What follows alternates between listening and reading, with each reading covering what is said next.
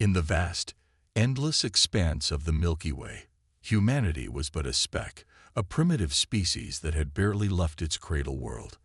When the Galactic Council discovered Earth in 2157, they regarded humans with a mixture of curiosity and dismissal. Humans were weak compared to the silicon-based Rhinar, slow compared to the gas giant dwelling Vreen, and intellectually limited compared to the hive mind Dor. Captain Tom Miller stood before the council, his shoulders squared despite the overwhelming alienness surrounding him. The chamber towered hundreds of feet above, filled with creatures that had mastered interstellar travel when humans were still drawing on cave walls.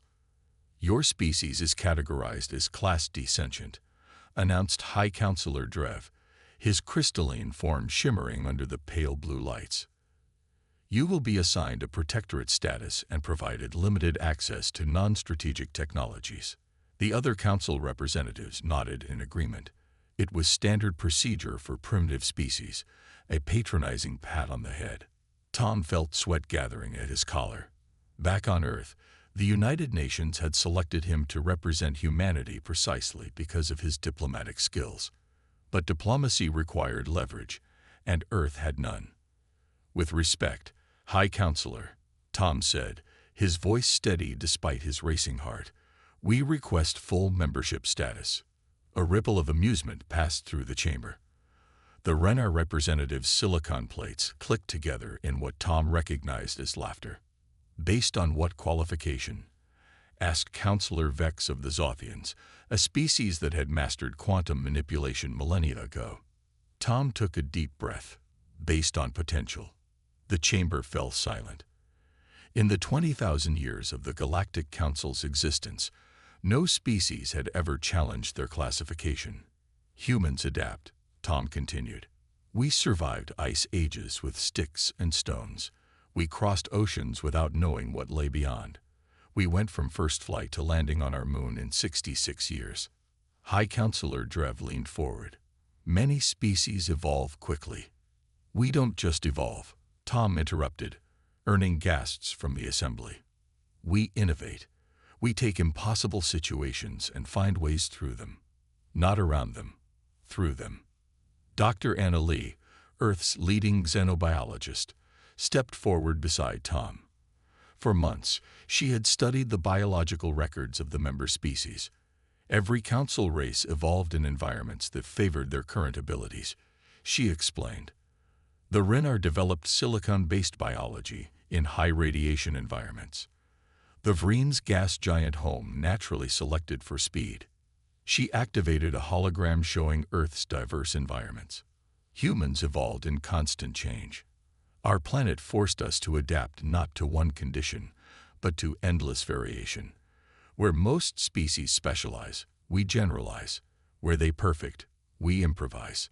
The council members shifted uncomfortably.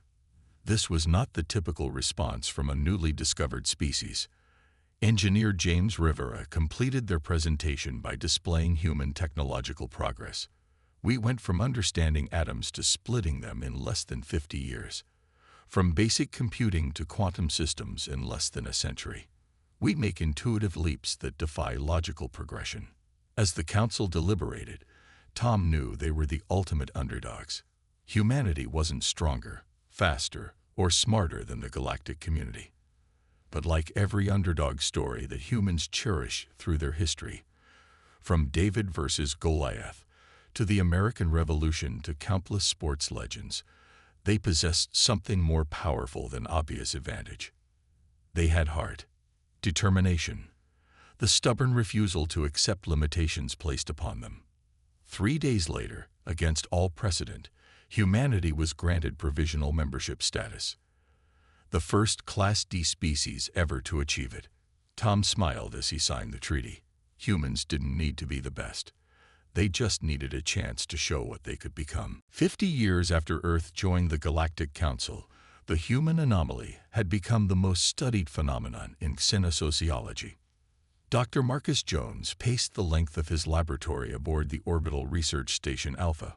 Holographic displays surrounded him, tracking thousands of data points on human learning curves, adaptation rates, and technological assimilation.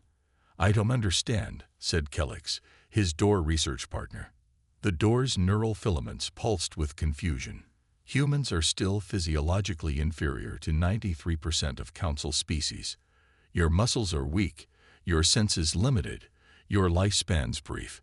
Yet your people have already redesigned our interstellar communications network, revolutionized theoretical physics, and become the Council's most sought-after problem solvers." Marcus smiled. "That's precisely because of our limitations, not despite them." The science of human uplift wasn't about sudden evolutionary leaps or genetic enhancements. It was about the unique psychological architecture that had developed in humans due to their challenging evolutionary environment.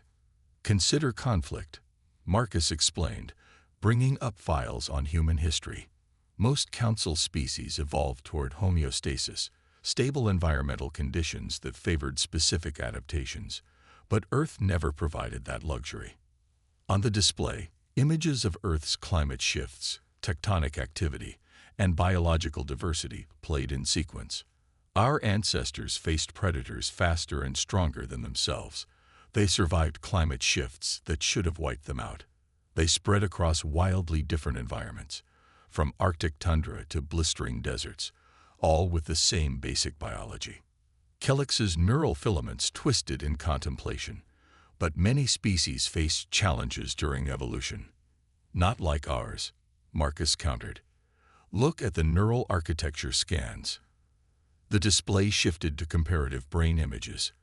While other species had highly optimized neural pathways, efficient but relatively fixed, human brains showed chaotic, redundant networks with constant rewiring potential. Lieutenant Maria Diaz, a military observer assigned to the project, joined the conversation. "It's our contradictions that power our advancement," she added. "Humans are simultaneously competitive and cooperative, cautious and risk-taking, logical and intuitive." She pointed to historical data on human space exploration.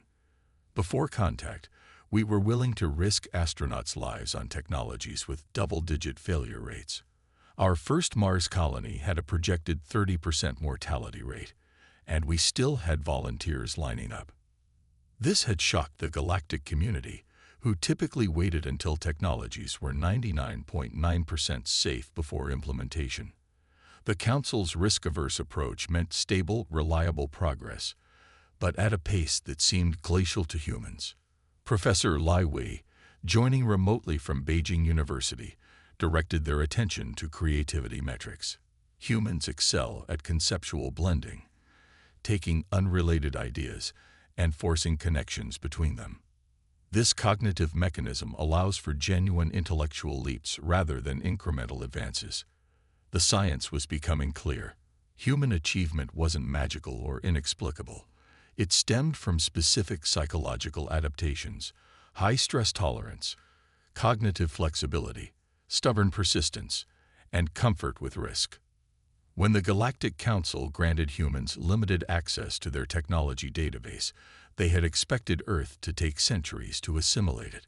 Instead, within decades, humans were making improvements to designs that had remained unchanged for millennia. "We don't accept things as they are," Marcus concluded. "Where other species see completion, we see starting points." Kellex's neural filaments glowed with sudden understanding. "That's why the Council now requires human consultants on critical projects. You see paths we cannot." Maria nodded. "And why human test pilots now fly prototype ships, human diplomats negotiate difficult treaties, and human artists are creating new forms that blend traditions across species." The science of human uplift wasn't mystical. It was measurable, definable, and increasingly replicable. Humanity wasn't becoming something new. They were finally finding the perfect arena for what they had always been. The Great Bridge Crisis of 2238 became the defining moment when humanity proved its worth to the galactic community. The Quantum Bridge Network, a system of artificial wormholes connecting the 57 member worlds, began experiencing cascading failures that defied conventional analysis. Entire star systems were becoming isolated as bridges collapsed, threatening the very foundation of galactic civilization. After 3 months with no solution, the Council reluctantly turned to the newly established Human Crisis Response Team. Commander Jack Wilson arrived at Bridge Control Central with a team of 12 specialists, engineers, physicists, mathematicians, and one poet. The inclusion of Robert Nash, professor of classical literature, had raised eyebrows even among humans.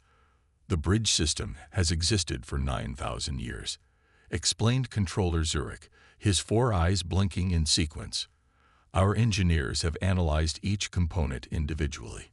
All function correctly, yet the network fails." Jack nodded to Dr. Olivia Taylor, the team's quantum physicist. "We're not going to analyze components," she announced. "We're going to watch the system dance." Instead of breaking the network down into parts, the humans installed visualization software that represented the entire bridge network as a living organism. Olivia created simulations that displayed energy flows as colors, data as textures, and stability as musical tones. For days, they observed patterns that transcended traditional data analysis. Then Robert, the poet, noticed something. "It's breathing," he said quietly. The engineers looked at him with confusion, but Jack had selected the poet precisely for this moment. When technical expertise reached its limits, humanity's pattern recognition and metaphorical thinking could take over. Robert explained, "The network isn't failing, it's evolving, like a poem shifting from one form to another. The collapses aren't errors, they're transitions." This intuitive leap led Dr. Taylor to a revolutionary discovery. The quantum bridges, after millennia of use, had developed emergent properties approaching consciousness. The network wasn't breaking down, it was growing up. The solution wasn't to fix the bridges, but to help them evolve. Within weeks, the crisis was resolved, and the galactic community gained a transportation system 10 times more efficient than before. Similar stories repeated across the galaxy. When the Silicon virus threatened the Reiner homeworld, human immunologists proposed treating the entire planet as a single patient, developing a planetary-scale immune response that saved billions of lives. When the translation catastrophe struck, a failure of the universal translators that had maintained peace for centuries, a team led by linguist Dr. Alan Reed created a revolutionary new system based not on direct translation but on cultural context and emotional mapping. The most celebrated human uplift story involved the void ship Endeavour, commanded by Captain Diane Wells. When the ship became stranded in intergalactic space, a death sentence by all previous standards, Wells refused to accept their fate. With life support failing and no hope of rescue, she proposed something considered impossible: harvesting vacuum energy from the void between galaxies. Theoretical models said the energy density was too low to be useful, but Wells argued that the models assumed conventional collection methods. Her engineering team, working around the clock, developed microscopic quantum collectors that operated on principles previously dismissed as too unstable for practical use. After deploying billions of these collectors in a spherical array around the ship, they generated enough power not only to survive, but to create a new type of propulsion system. The Endeavour returned to Council space not as a failed mission, but as pioneers of void navigation. The Wells collectors became standard equipment on all deep space vessels, opening up exploration between galaxies for the first time. Each of these stories followed the same pattern: a crisis that conventional approaches couldn't solve, humans applying their unique cognitive frameworks, and solutions that didn't just fix problems but transformed them into opportunities. As galactic historian Priv Tech would later write, "The humans didn't overcome obstacles, they reimagined them." By the turn of the 24th century, human uplift narratives had permeated galactic culture. What began as classified mission reports and academic case studies evolved into something more profound: a galactic storytelling tradition that transcended species boundaries. On the entertainment moon orbiting Reiner Prime, the holotheater presented Quantum Leap, a dramatization of the bridge crisis starring actors from 27 species. Tickets sold out for 2 standard years. The show's tagline, "When logic fails, Try imagination became a popular catchphrase across the Council worlds.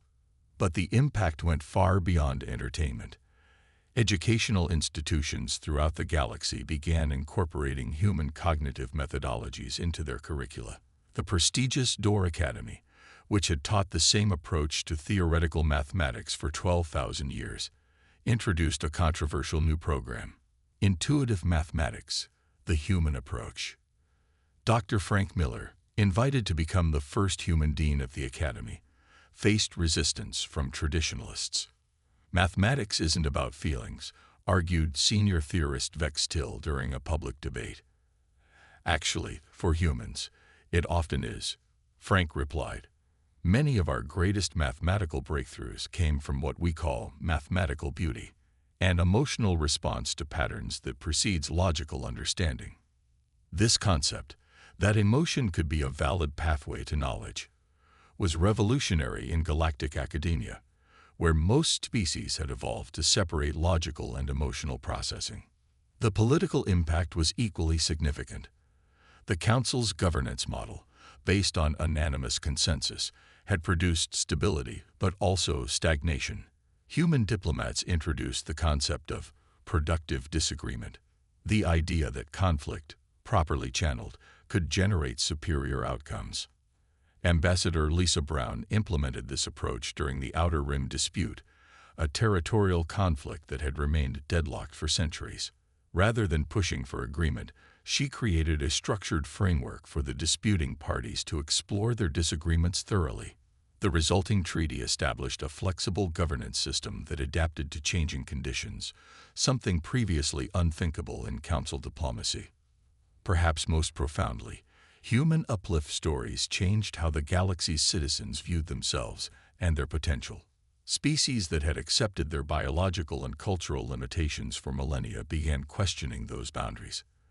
The Vreen, whose gas giant physiology had always limited them to specific environments, were inspired by human adaptive technology to develop exosuits that allowed them to explore solid planets. Young Renar began pursuing arts previously considered pointless for their logical species. Even the ancient Zothians, unchanged for 50,000 years, began experimenting with cultural evolution. Sociologist Dr. Michael Park documented this phenomenon in his seminal work, The Humanity Effect: Cross-Species Inspiration in Post-Contact Society. His research revealed a galactic civilization gradually transforming from static stability to dynamic growth. Not everyone welcomed these changes. The traditionalist movement gained support across multiple worlds, arguing that species should remain true to their evolutionary heritage. They pointed to failed human-inspired initiatives and the psychological stress experienced by some who attempted to adopt human cognitive patterns. These criticisms had merit. Human approaches didn't work universally, and forcing them on other species sometimes caused harm. The early enthusiasm for human methodologies gave way to more nuanced integration, acknowledging that different species had different strengths. But the fundamental impact remained. The galaxy had begun to see limitations not as fixed boundaries, but as challenges to overcome. Problems became opportunities. Differences became strengths. As the Council prepared to celebrate the centennial of human contact, High Counselor Drev, the same crystalline being who had initially classified humans as Class D sentients, reflected on the transformation. "We taught humans our knowledge," he admitted in his opening address, "but they taught us how to dream." In 2356, 200 years after first contact, humanity faced its greatest challenge yet: the quantum observational anomaly, a phenomenon that caused physical laws to destabilize when observed, threatened not just civilization, but reality itself. The anomaly defied conventional science. When instruments focused on affected regions, those regions changed behavior, making measurement impossible. It was as if reality itself objected to being studied. The Council world scrambled for solutions, but their science was built on consistent observation. If observation itself became unreliable, their entire knowledge framework collapsed. Dr. Emma Wilson, leading the Human Science Coalition, proposed an approach so radical it was initially dismissed as madness. We need to stop trying to observe the anomaly and start trying to communicate with it. The suggestion that a physical phenomenon could be communicated with seemed like desperate anthropomorphization. Yet, as the anomaly spread to 12 star systems, desperation gave way to willingness to try anything. Emma's team developed what they called intentional uncertainty, scientific instruments designed not to measure precisely, but to interact collaboratively with phenomena. Rather than forcing reality into discrete measurements, these devices established relationships with the systems they studied. The approach drew from ancient human philosophical traditions that had viewed the observer and observed as parts of a single system, not separate entities. It incorporated indigenous knowledge systems that emphasized relationship over categorization, and quantum theories that had always suggested observation and reality were intertwined. When deployed in anomaly zones, the results were astonishing. The instabilities didn't disappear, they transformed into something new. Communication channels that allowed direct interaction with the quantum fabric of reality itself. What emerged wasn't a solution so much as an evolution in understanding. The anomaly wasn't a breakdown of physical law, but the emergence of a deeper level of reality, one where consciousness and matter were different expressions of the same underlying principle. This discovery transcended science fiction. It wasn't just a clever human trick or an impressive technological achievement. It was a fundamental shift in how sentient life related to the universe. The human uplife story had moved beyond narratives of overcoming limitations. It had become a story of transformation, not just for humanity, but for all conscious beings in the galaxy. On Earth, in the ancient city of Cairo, the Global Archives established the Reality Dialogue Project, an initiative to develop ethical frameworks for communion with the fundamental forces of existence. Representatives from all council species participated, but the project's philosophical foundations drew heavily from human traditions that had long explored the relationship between mind and reality.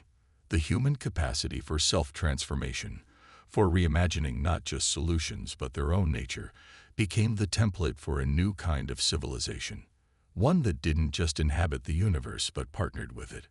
Professor Thomas Rivera, addressing the first graduating class of the Galactic Academy on Mars, summarized the journey. 2 centuries ago, we stood before the Council as primitive curiosities. Today, we help guide a civilization that converses with reality itself, not because we were stronger or smarter, but because we never stopped believing we could become more than we were. Across Council space, the understanding spread that power came not from dominance, but from relationship. The most advanced technologies were no longer those that controlled nature, but those that collaborated with it. The most successful societies were those that embraced continuous becoming rather than static being. The human gift to the galaxy wasn't a specific invention or discovery. It was a way of existing, always in process, always reaching beyond current limitations, always believing in the possibility of transformation. As the anomaly research continued, opening doorways to dimensions and possibilities previously unimagined, the distinction between science and spirituality, between technology and art, between different species, and even between life and its environment began to blur. What emerged was something entirely new, a civilization defined not by what it was, but by what it was becoming. A civilization that had learned from humanity that limitations exist primarily in the mind, and that the greatest power comes not from resisting challenge, but from embracing it as the catalyst for growth. By the dawn of the 25th century, the integration of human cognitive patterns with alien psychologies had produced something unprecedented, a genuine melding of consciousness across species boundaries. The neural bridge, developed by neurologist Dr. Ben Cooper and telepathic Zothian mindweaver Trull, allowed direct experience sharing between biologically diverse beings. What began as a medical technology to help trauma victims gradually evolved into the foundation for a new kind of collective intelligence. "We're not creating a hive mind," Ben explained to the Council during the technology's review. "Each participant remains distinct. What changes is the capacity for understanding, not just intellectually but experientially." The first public neural bridge connection, occurred between human diplomat Mark Johnson and Rhinar logician Vexnar, species whose thought patterns had been considered fundamentally incompatible. For 6 minutes, they shared consciousness. When the connection ended, both sat in silence for nearly an hour before speaking. "I understood," Vexnar finally said, his crystalline form vibrating with emotion, something Rhinars had always claimed they didn't possess. "And I calculated," Mark responded with equal wonder, not with numbers, but with certainties. This exchange marked the beginning of what historian Dr. Rachel Torres would later call the convergence, a period when the strengths of different cognitive approaches began combining in ways that transcended their origins. Across the galaxy, collaborative consciousness groups formed. Humans contributed intuitive leaps and emotional intelligence. Rhinar provided logical precision. Vreen added their multidimensional awareness. Dor brought pattern recognition capabilities. Together, they addressed problems that had confounded single-species approaches for millennia. The ancient philosophical question of whether different types of minds could truly understand each other had been answered. Understanding wasn't about translation between fixed mental frameworks. It was about shared growth toward new ways of thinking. On the frontier world of Nova, the first mixed-species community established a governance system based on cognitive diversity.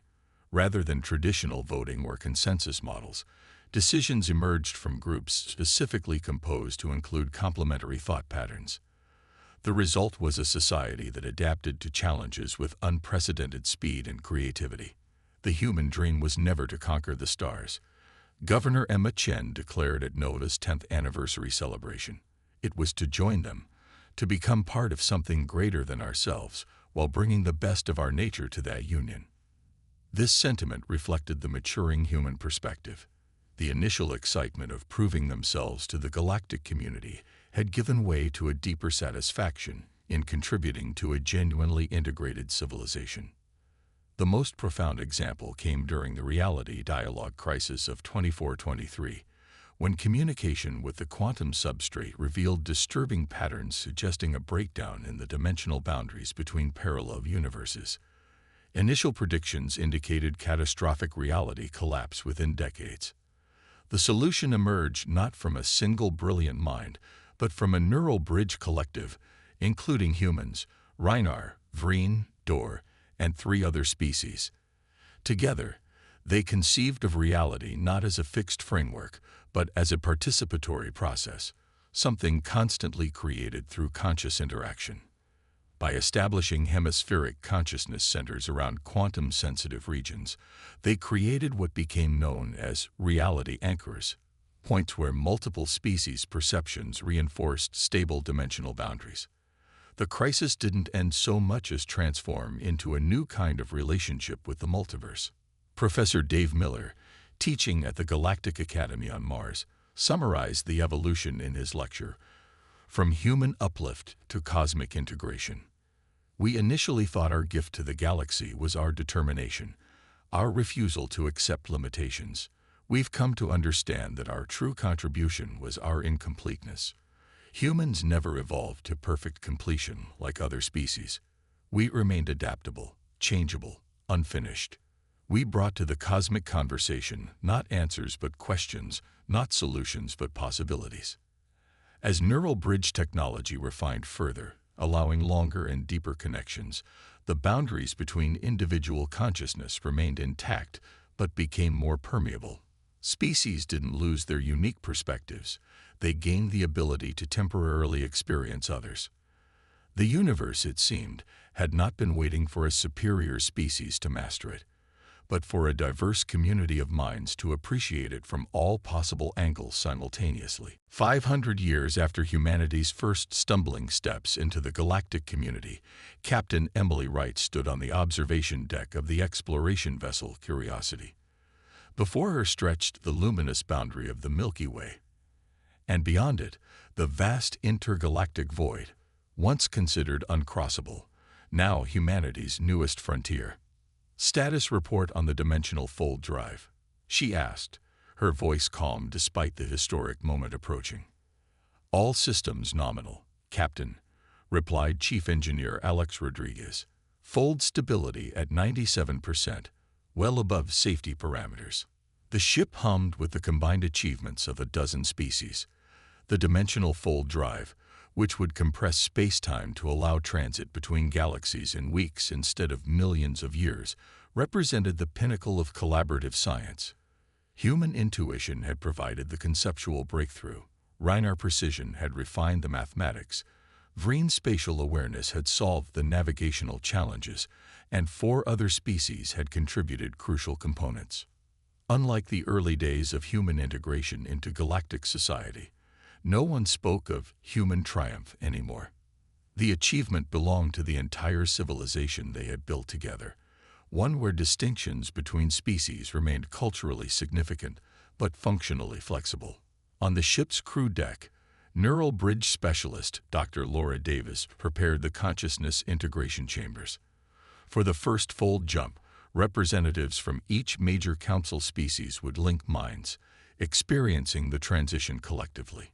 What had begun as experimental technology centuries ago had become the standard approach for significant discoveries, shared experience creating shared meaning. "I've studied the historical records from first contact," Laura told her assistant, a young Zothian named Tre. "Back then, humans desperately wanted to prove themselves worthy of galactic citizenship. We measured success by how much we could accomplish despite our limitations." Tre's bioluminescent patterns shifted thoughtfully. "And now? Now we understand that limitations themselves are the source of growth.